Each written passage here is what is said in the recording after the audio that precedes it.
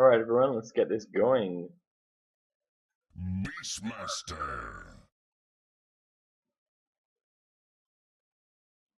This is an AP game. Bounty Hunter.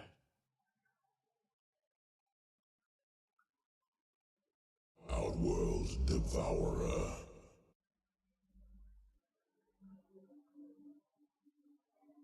Got some pretty standard lanes so far.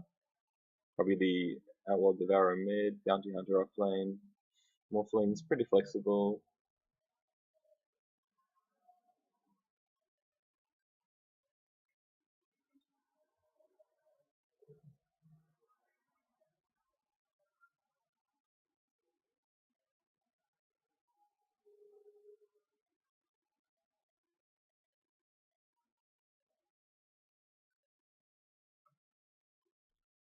Pudge.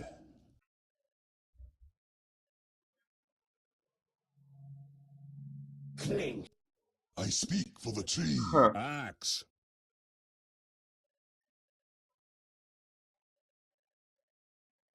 I'm curious to see what the Dire's lanes are going to be.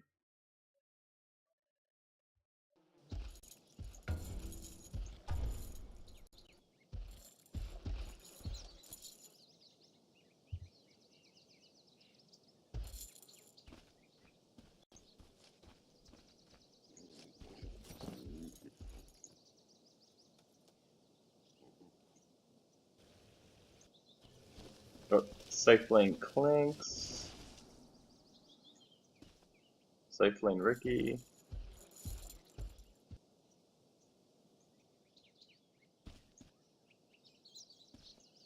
Off lane Bounty Hunter. Off lane Axe.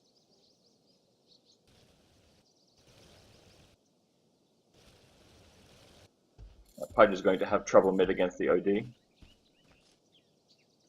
Buron's already taking his jungling spot pretty early. And looks like his team's already warning him about it.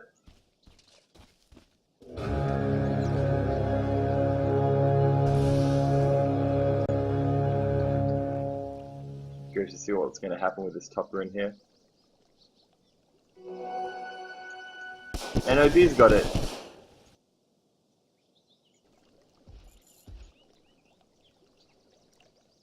Looks like we have a roaming Bounty Hunter. He'll probably just go straight to the off lane.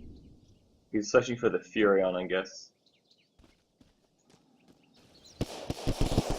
Off lane doesn't really look like he knows where he's going to go. Axe has already started to pull.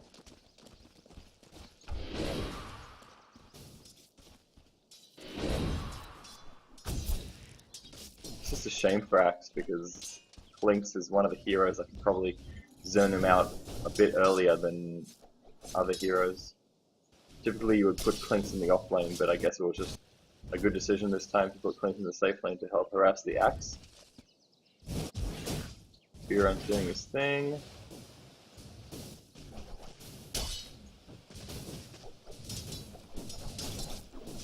Where's support Beastmaster?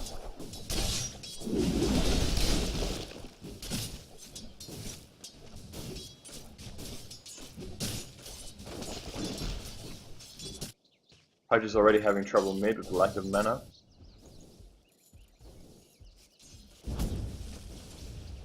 A trailing safe lane against the Axe. And the Bounty Hunter is struggling up top. But he's doing alright, he's hanging in there. And really all he needs is levels anyway. Early bottle by the Beastmaster.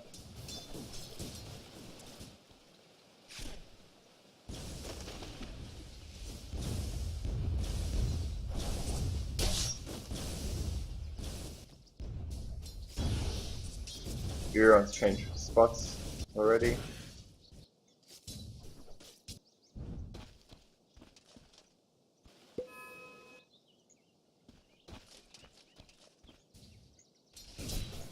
Axe is actually doing alright. He's level 3. Even though he's getting harassed a lot.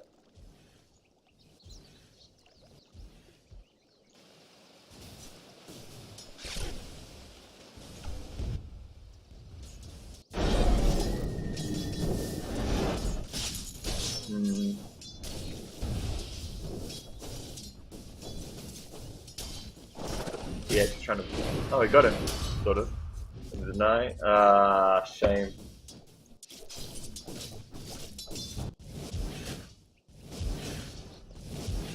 I really think Furion's help would have been appreciated there.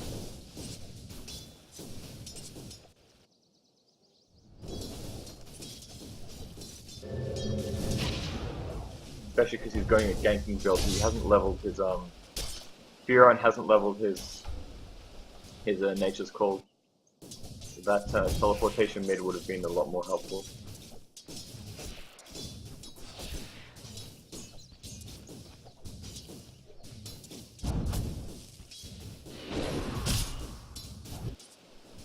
Bounty Hunter's doing very riskily staying there with very little health.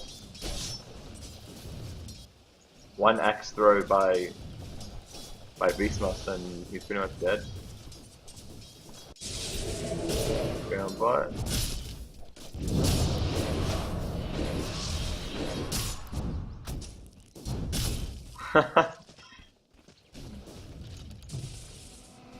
That was, I mean, Morph is only level 1. He couldn't really have helped that fight much. Maybe he could have stunned or pushed back Axe a bit,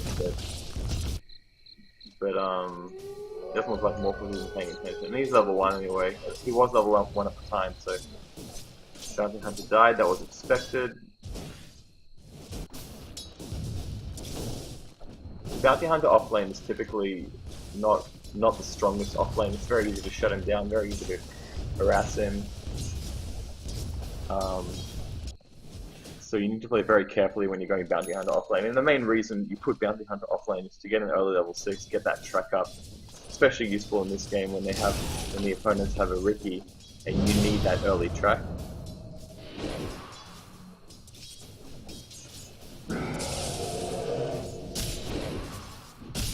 Interesting that Axe has leveled Battlehunger at all, because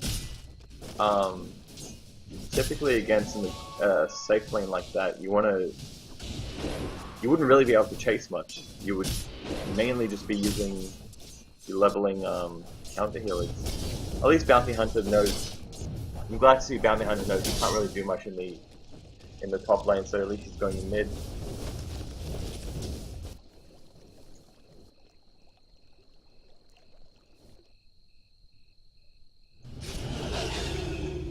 Ricky's already level 5, and the Beastmaster, oh my gosh, Beastmaster, what are you doing? Why?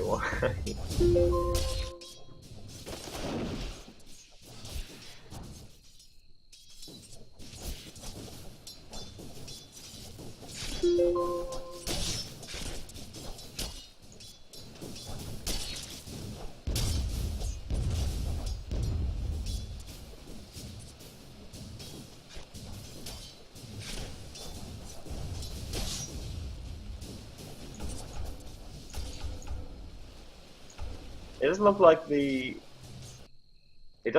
the DotA safe lane even bought any sentries against the Bounty Hunter. They probably thought they wouldn't need it.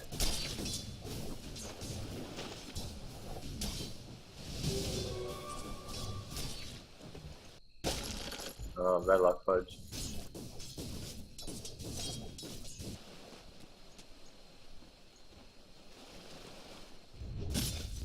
Typically this isn't the most optimal safe lane for the Dire anyway. They have 2 heroes that kind of need their farm. At the very least, they should have put Morph in the off lane as well, because he wasn't really doing much bottom. He was getting low on levels, and Morph at least needs a bit of farm. Definitely more than the Bounty Hunter, I'd say, at least in this game. Just that it looks like they picked the Bounty Hunter purely to counter the Ricky, and the Morph lane. He needs his farm to get his at least a bit of carry potential up.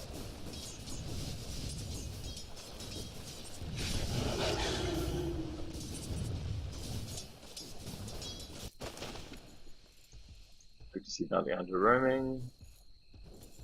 Out of position there a bit to the tower vision.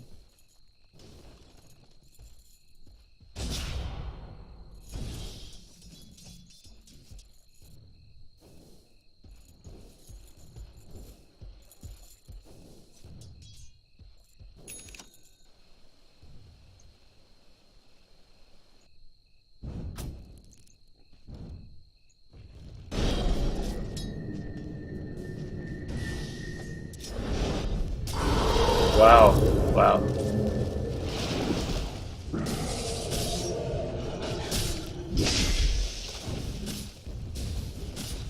Good teleportation by the axe.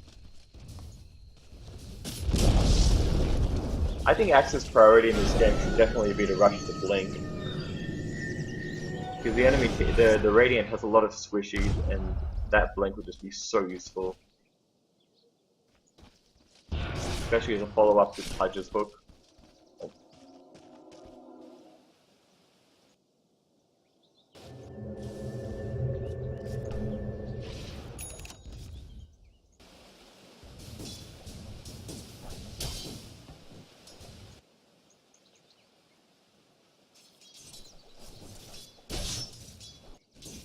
Happy Hunter's already level 6.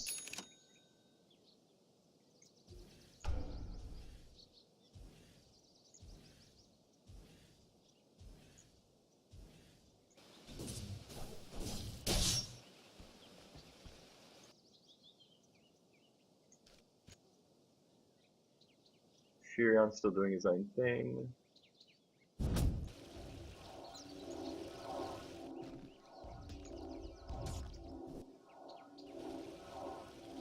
I guess Morph's just been delegated to the support role. He's buying the wards, he can't really do much.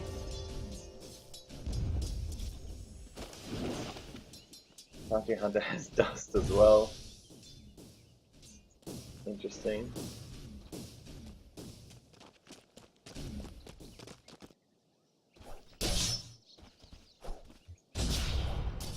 Careful, BA, careful, careful. Oh, you could, you might have been able to get him. Come on, BH, yes.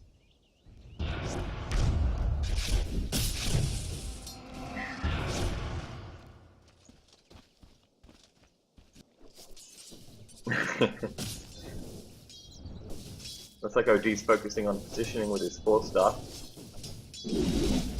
Definitely the better move in this game. Positioning is everything when you're facing off against a Pudge, a Furion, a Ricky, and an Axe. You definitely need that 4-star.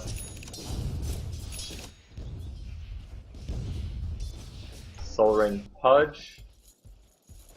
That's interesting. He didn't even get bottled this game. You probably just realized it was pointless to even try and contest runes at all against the OD.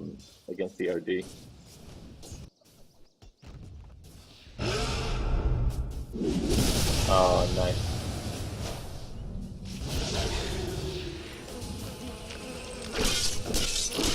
Yeah, she's dead. Come on, hook hit.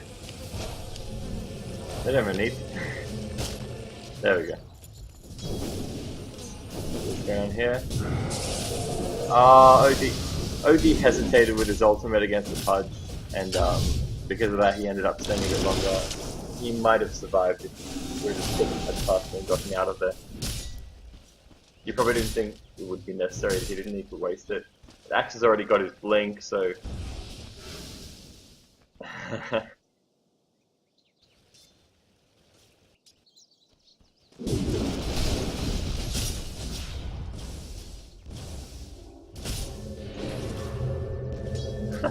What's going on here?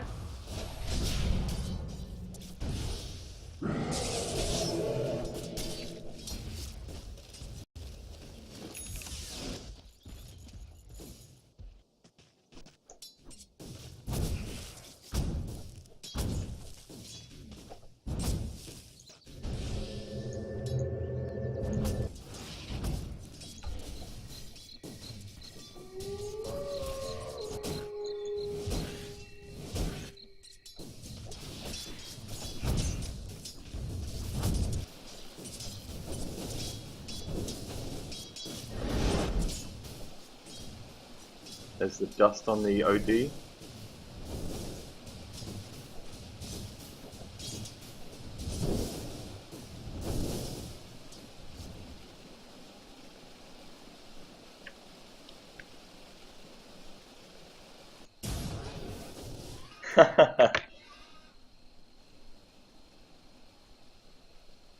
Always a priority to get that courier.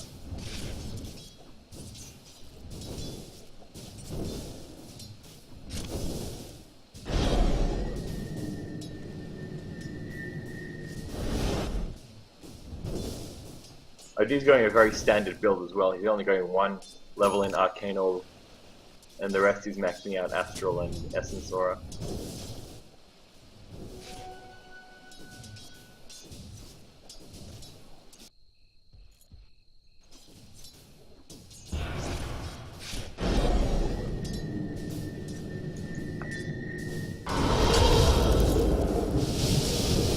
It was a bit silly for Ricky to initiate. He knew he barely had any mana, and he was alone. He was aware the Morphling might have been in that area as well. And Nature's Prophet looks like he's going Shadow Blade for some reason. I'm always against the idea of a hero going an invisibility item when there's already very strong invisible hero on their team already. It just encourages the enemy team to get a gem faster, of course. Yeah, I think he just walked into the wrong place at the wrong time. There are a bit of lack of wards in this area. But then again, Beastmaster, he saw Ricky get picked off here, or killed here. He shouldn't have been walking around in this area. He saw the enemy heroes disappear. There was just a bit of sloppy positioning on his behalf, on the Beastmaster's behalf.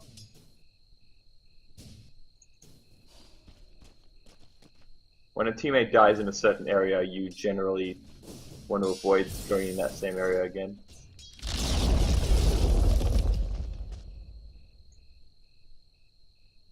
At least Furion's doing his job, which is good to see.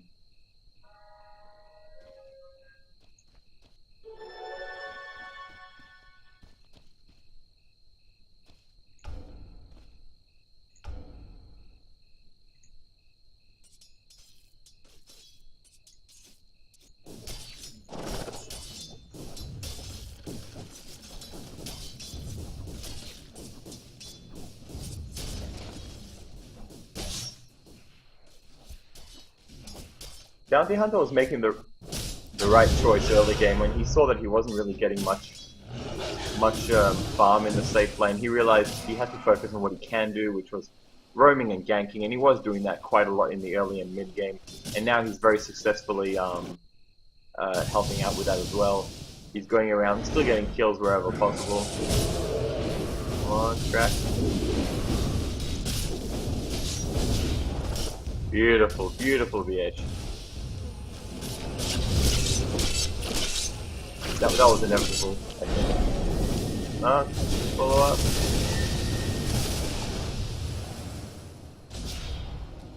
So many almost kills there.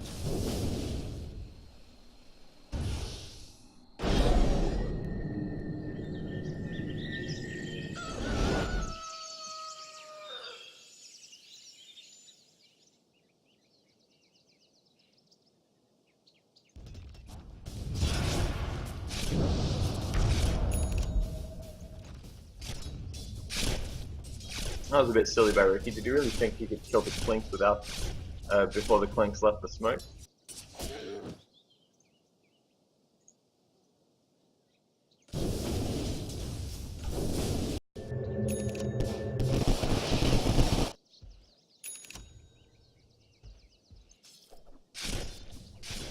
I guess the reason Pudge went the Soul Ring was because he knew he was up against the OD, and the Soul Ring, as we know, of course, bypasses the mana limitations of that hero. So, for example, if you only have, if you're at full mana and you use the Soul Ring, they'll give you 104 bonus mana on top of your maximum mana anyway. It creates a temporary surplus. So that's definitely useful against OD, because OD steals your mana and also reduces your total mana pool. So Soul Ring does counteract that, and I see where Pudge was going with that logic. Let's see what VH does here. Very easily be a turnaround for Axe. No. Maybe if Furion would have ultied there.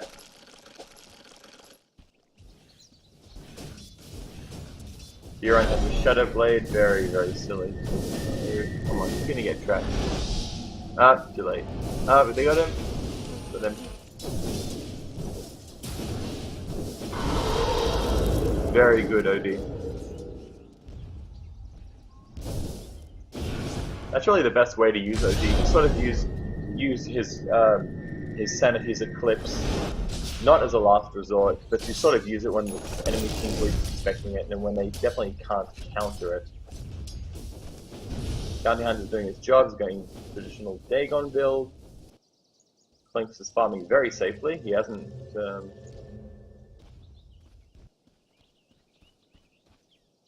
died twice. Surprisingly, the Morphling has the least amount of deaths. And he's got Blink as well. That's interesting. I'm curious to see what he'll do with that.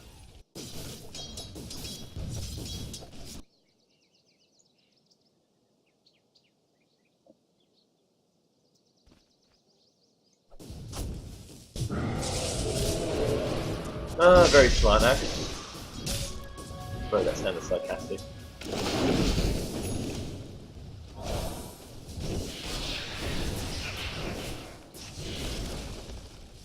It really is a shame that Nature's Prophet went Shadowblade when they had a Ricky Mario on their team.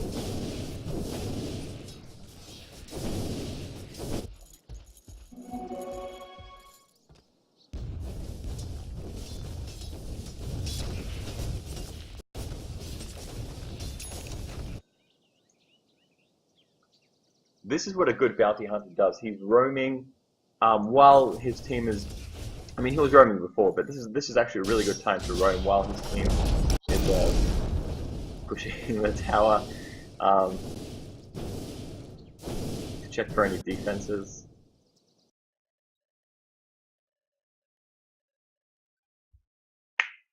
Got a bit of a connection hiccup here.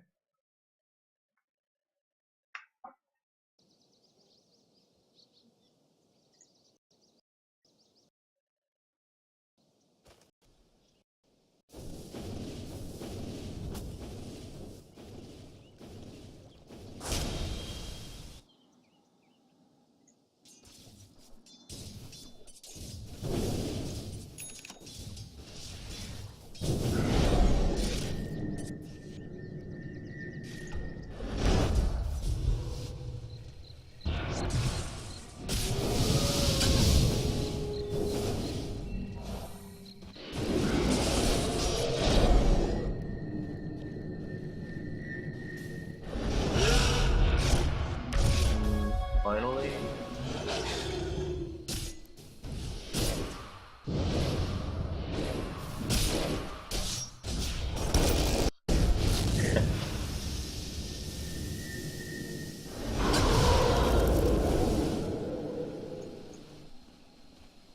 This OD has been very responsive with his astral imprisonments in this game.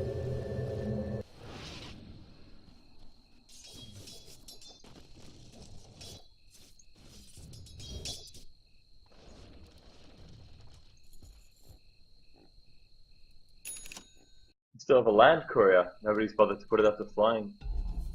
I guess this is what happens when nobody on a team wants to really go the support role.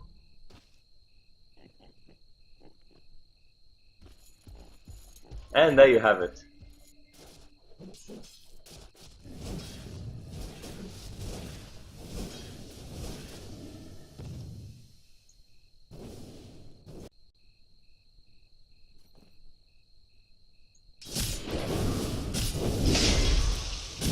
See, the DotA isn't actually doing that badly. I'm not even sure why Pudge gave up.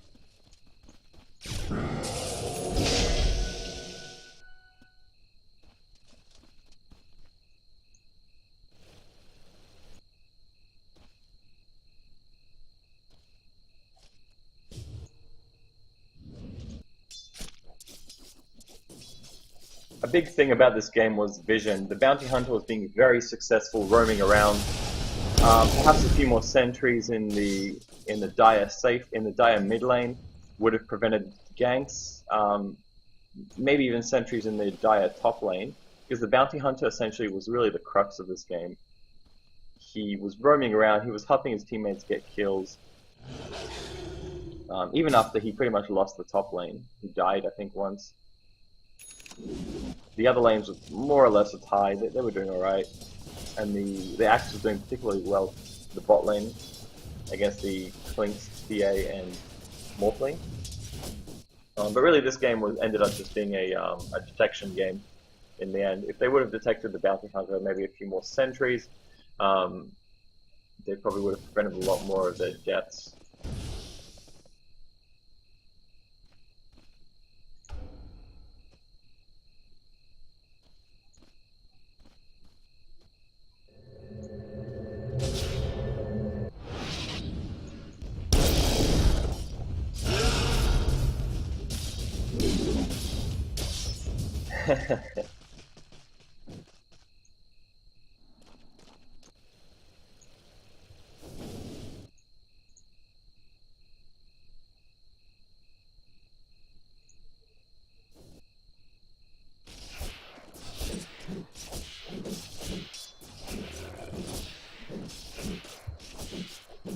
In the end, both teams had really good initiation on one another.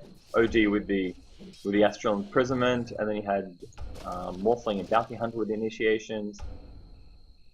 On the Radiant side. On the Dire side, it was more the Stealth Assassin, the Beastmaster, the Pudge, and the Axe. Those both teams did have really good initiation. The Dire did have the better counter initiation, I'd say, because they did have the Morph. You can't really initiate on the Morph that easily. You had the OD, which would be able to help stop or defend against initiations of the Astral Imprisonment. So even though the Dire had the better initiation, the Radiant did have the better counter initiation with that. And there were several times in the game when Dire got initiated on, and OD was just ready to stop that.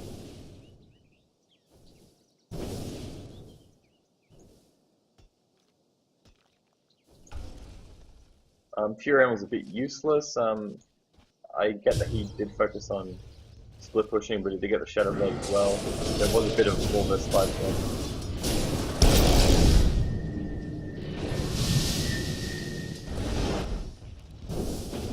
See, once again, OD got initiated on. He Astral imprisoned himself immediately, and you know, it was a really good initiation by Axe. He nearly killed OD, but OD was just simply he counter initiated that as soon as he could, and it ended up being successful. He was alive, Axe was dead.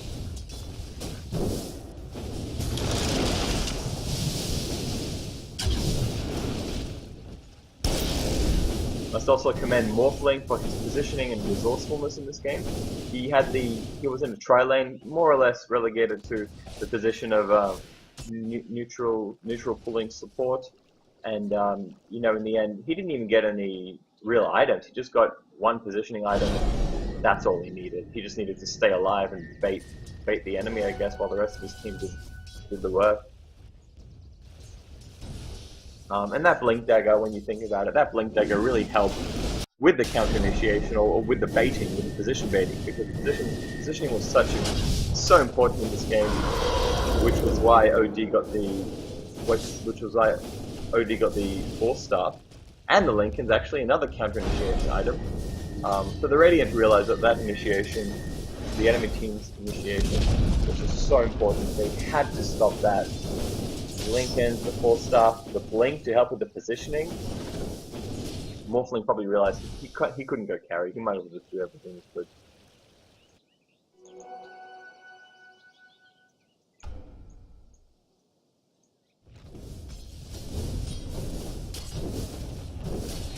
And there you have it. GG.